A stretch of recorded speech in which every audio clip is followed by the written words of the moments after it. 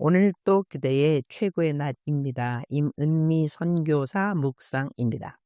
2025년 10월 31일 금요일 최고의 날.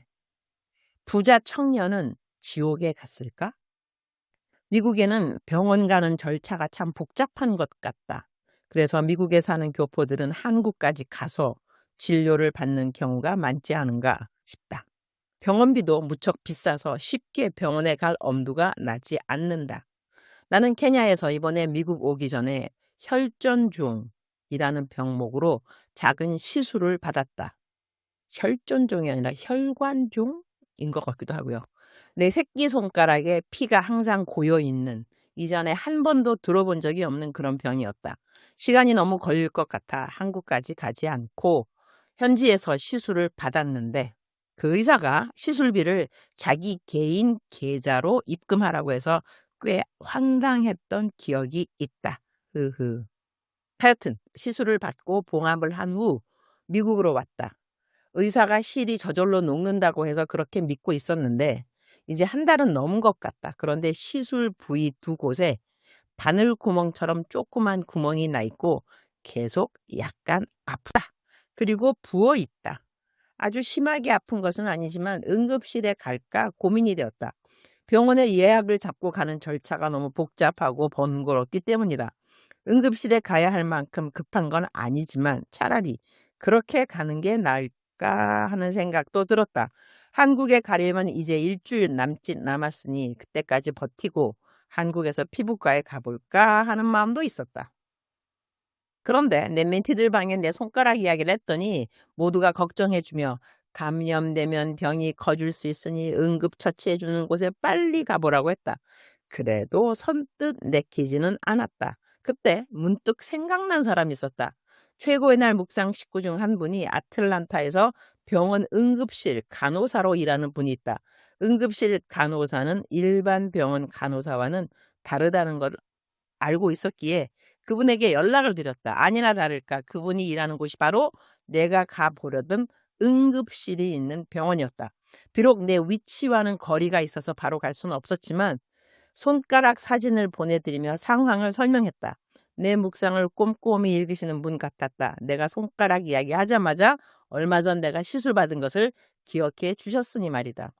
그랬더니 퇴근하면서 우리 집에 들르겠다고 하셨다. 지난번 우리 집에 오신 적이 있어서 우리 집을 알고 있으셨다. 사람의 만남에 우연이란 없구나, 그런 생각이 저절로 들었다.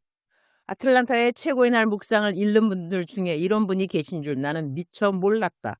도움을 받을 수 있게 되어서 참 감사하다. 요즘은 담장한 식구들이 편지를 많이 보내오는 것 같다. 그래서 프리즌 리바이벌 사역을 맡고 있는 오혁 대표님이 발렌티어들을 위해 채팅방에 올린 글을 읽게 되었다. 그 글을 읽으며 울컥했고, 프리즌 리바이벌 사역에서 수고하는 모든 발렌티어 한 분 한 분이 정말 소중하고 감사하다는 생각이 들었다. 아래는 오혁 대표님이 발렌티어들에게 보낸 글이다.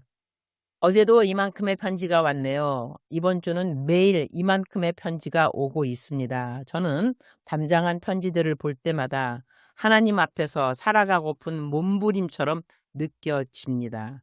이분들의 몸부림과 절규가 하늘에 닿을 수 있도록 여러분의 기도 하나하나가 축복의 통로로 사용되고 있습니다.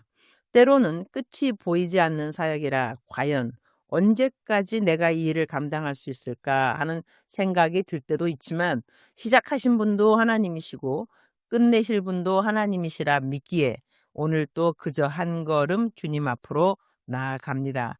여러분의 한 걸음 속에 주님의 축복이 함께 하시길 기도드립니다. 감사드립니다.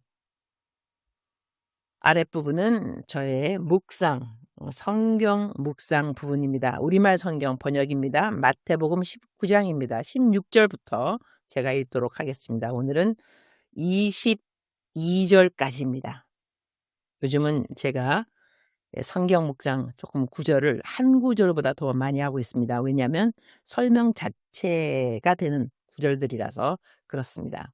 16절.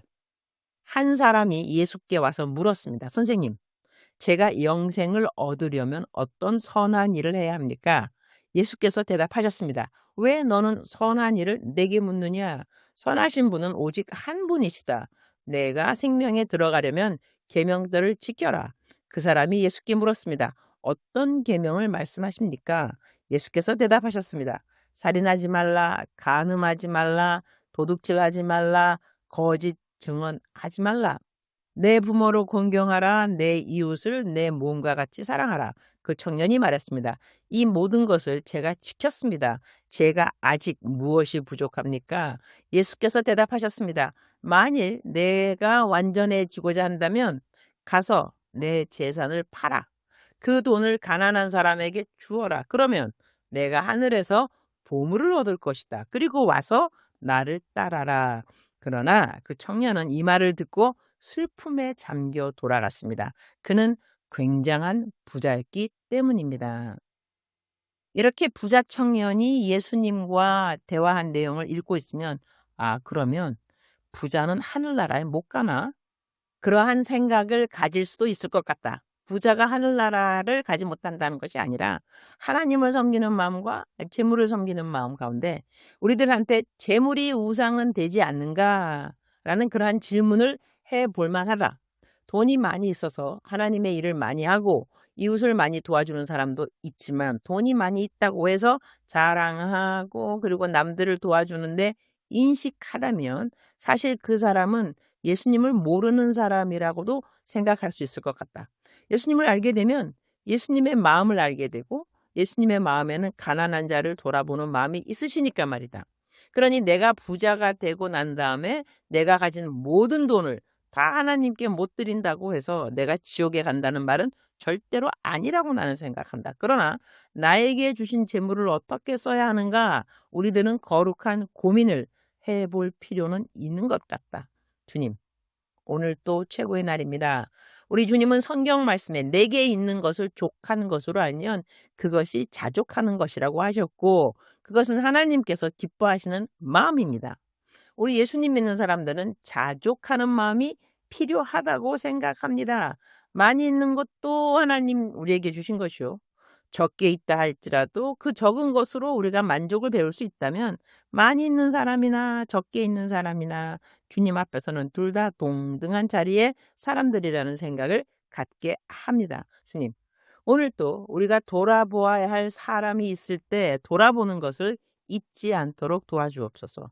저희들의 주위에 가난한 사람을 두어서 감사합니다.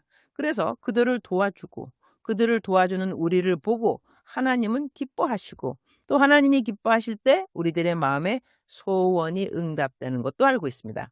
절대로 재물과 하나님을 같이 섬기는 일은 없기를 기도드립니다. 주님 사랑합니다. 주님 감사합니다. 오늘 또 우리 주님 저를 보시면서 기쁨을 넘어서 감동을 받으시면 참 좋겠습니다. 외우면 좋은 말씀 마태복음 6장 24절. 한 사람이 두 주인을 섬기지 못할 것이니 혹 이를 미워하고 저를 사랑하거나 혹 이를 중히 여기고 저를 경히 여김이라. 너희가 하나님과 재물을 겸하여 섬기지 못하느니라. 사랑하는 그대여, 사랑하는 그대여 출석 부르고 있습니다. 대답하셨나요? 그대는 돈이 많으신가요? 그대는 돈이 정말 없으신가요? 하나님은 왜 어떤 사람에게 돈을 많이 주시고 어떤 사람에게는 돈을 주지 않으셨을까요? 하나님의 마음을 다 헤아릴 수 있는 사람은 이 땅에 아무도 없을 것입니다. 그러나 하나님은 우리 모든 사람을 향하여 완전한 계획을 가지고 우리 모든 사람의 삶을 인도하고 계시는 것은 사실입니다.